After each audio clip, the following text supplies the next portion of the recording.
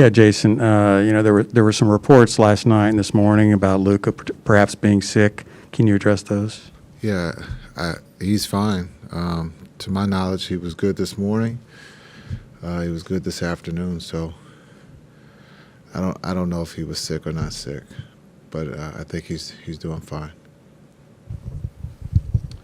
And then also, you said yesterday that you were happy with the shots you got.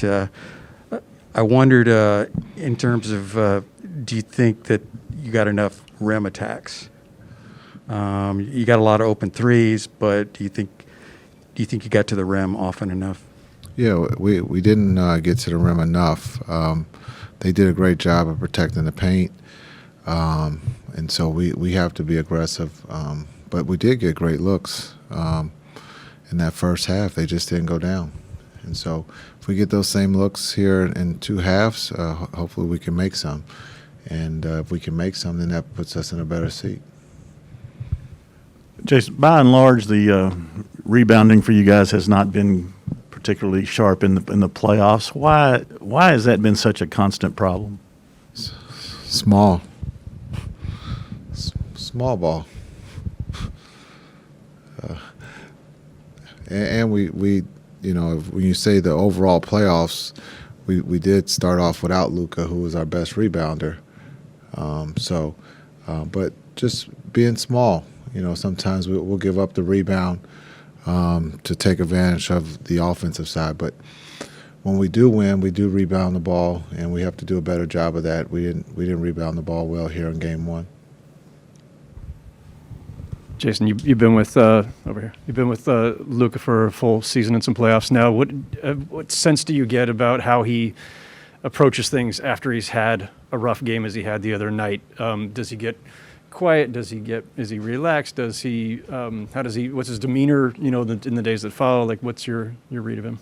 Yeah, I think he stays in character. He doesn't get down. He doesn't go too low. He doesn't go too high. He just understands it was one game, and he pushes forward. And I would say, not knowing the exact number or percentage, that the bounce-back game he plays at a high level, and he puts his team in a position to win. He not playing to his standards in Game 1, I would believe that he's going to come back and have a better Game 2. Jason, in a series like this that you all expect to take, several games, what's the value of time when it comes to Luka? Like, he said it was to the point where it reminded him in the Charlotte game that there was just different defenses constantly. Does the value of time give him the ability to kind of see all the defensive possibilities and be able to break those down as the series go, or are there enough possibilities that it could keep him off balance for a while, if that makes sense? Yeah, the Warriors are great at not having to call a timeout to change their defense, but Luka's a different beast. And once he sees it once, he understands what he has to do. So the box and one, the zone didn't really affect him.